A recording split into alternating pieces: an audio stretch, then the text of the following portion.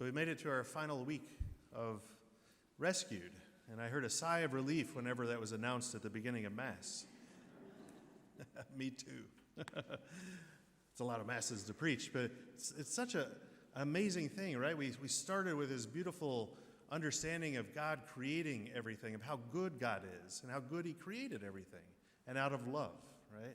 And then we saw, because we recognize in our own lives that something went terribly wrong, right? We begin to dig in to understand why things went wrong, that we got captured. And then even in the midst of that terrible, horrific news of being captured by enemies of sin, death, and Satan, we see that Jesus comes to save us, right? That He enters into our world, that He does unimaginable things for us creatures in order to show us His love, to fight for us, and to save us from sin. And so it enters into today in begging the question, what do we do with that kind of information, right? What do we do knowing what God has done for us? And the book, Father Ricardo uses this image from the movie Saving Private Ryan. I always like that movie, an epic kind of journey in that movie. And so it opens, right, with the elderly Private Ryan now heading to the cemetery.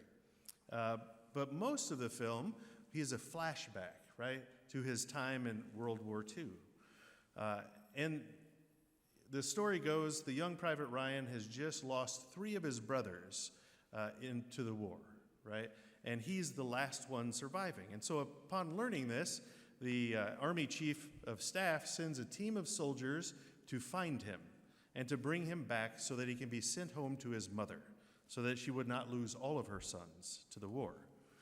And the movie reaches its climax in this small town in France, where the Germans have the squad cornered. So Captain Miller, played by Tom Hanks, dies after a heroic act. But just before he dies, he looks at Private Ryan, and he comes to his side. And the men look at each other, and Miller mouths something to Ryan that he can't hear. And he says, "What, sir?" Miller, struggling to speak and breathe, pulls Ryan closer, whispers in his ear, "James, earn this." Ryan pulls back, and the 2 men look directly into each other's eyes. "Earn it," Miller says. And with that, he breathes his last. Now, the final scene of the movie, we go back to the cemetery in Normandy. James Ryan has come on a mission of sorts with his wife, his children, and grandchildren with him. But they stand back a little bit as Ryan approaches the grave of Captain Miller. And he crouches in front of the white cross that marks the grave and says, "My family is with me today. They wanted to come with me. To be honest with you, I wasn't sure about how I'd feel coming back here. Every day, I think about what you said to me that day on the bridge.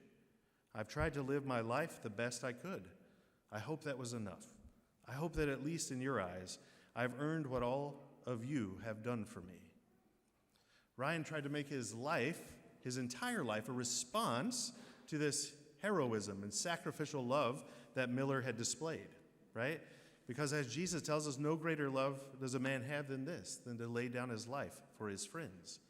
I think it's a powerful depiction of how we should respond for what Jesus has done for us. Now, there is one huge critical difference that, don't forget this difference, right? It's huge. We don't earn it, right? We can't earn God's love. It is freely given, right? But we do have to respond to the love and what He has done for us in our lives. And so Private Ryan thought every day about what Miller had done for him, and it directed his life. Do we think about what Jesus has done for us every day so that it becomes the influence in every decision that we make throughout our life? Or do we sometimes take it for granted? Are we stopped in our tracks as we enter into church and we see the crucifix, or we look at the tabernacle, of being reminded of what Jesus has done for us personally? So as we explore that, we want to pray for graces again this week, right? We want to pray for the grace of gratitude, right? Gratitude for what God has done for us in Jesus. We want to pray for the grace of surrender to Jesus as Lord, and the grace of courage to help God get his world back, to go on mission. C.S. Lewis says that our response to Jesus should make us agents of sabotage, since we still live in enemy territory. But our weapons are quite different, right? Our weapons are love, truth, beauty, goodness, and justice. And we use them in every sphere of influence in our lives to help God recreate the world, to help him spread this rescue mission.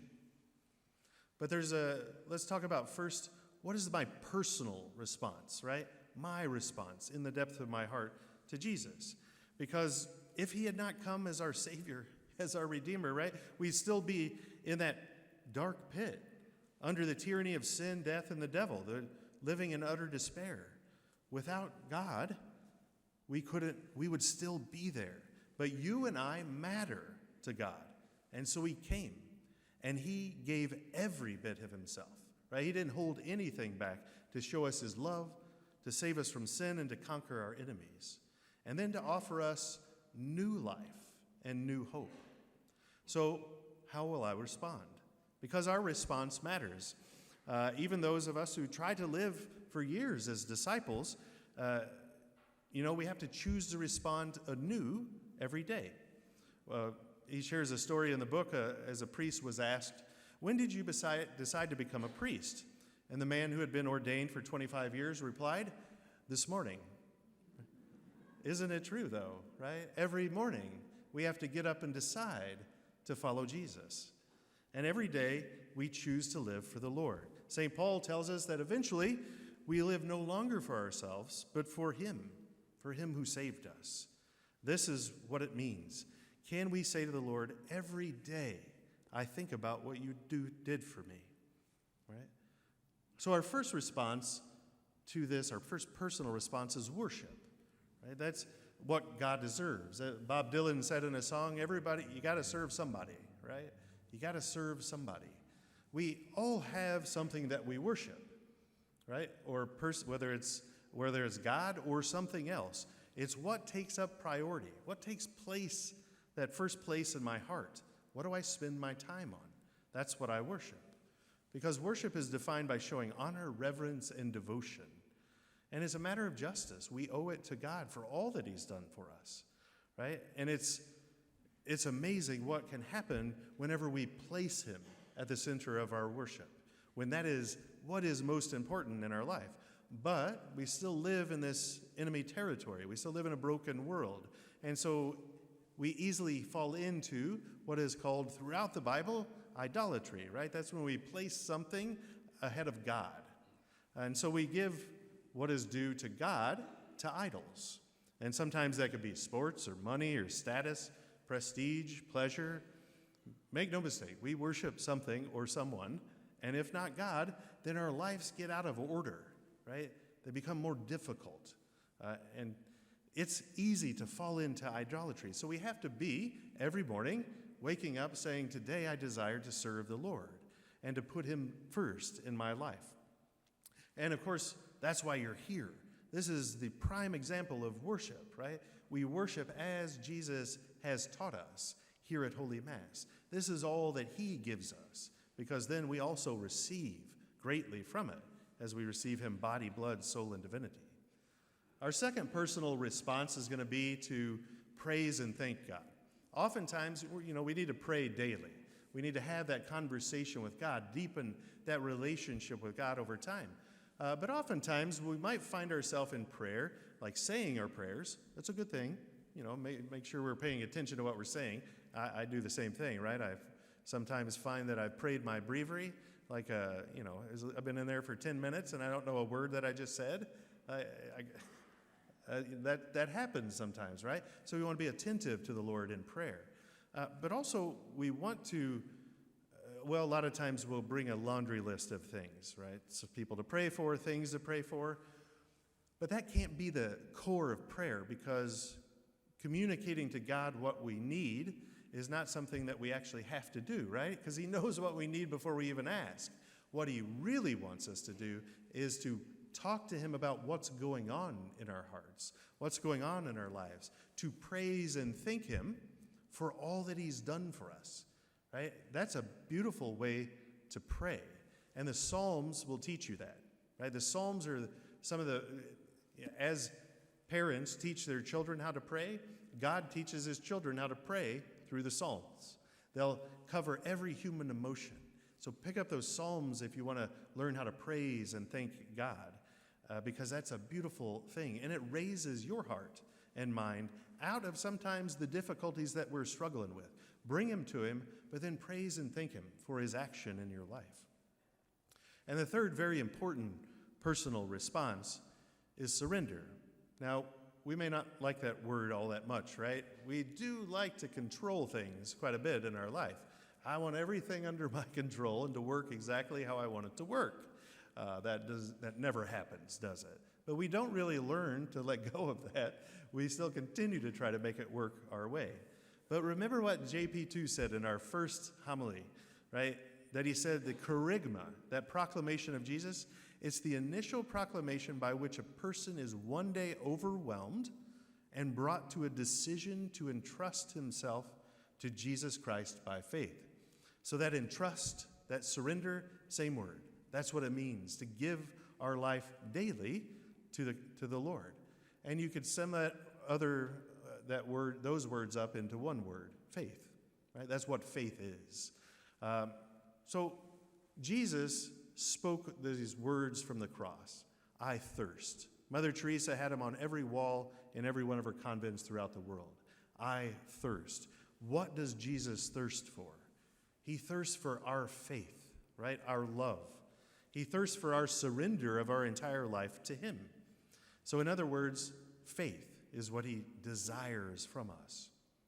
So let's understand faith though, because it's very misunderstood in our world. So what faith is not is where we'll start.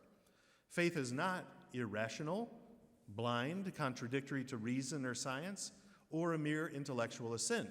That is not faith. Both faith and reason are God's gifts and will never contradict one another, no matter what the world thinks. Faith is not blind, right? It's another way of knowing and seeing, the Catechism tells us, knowing and seeing reality.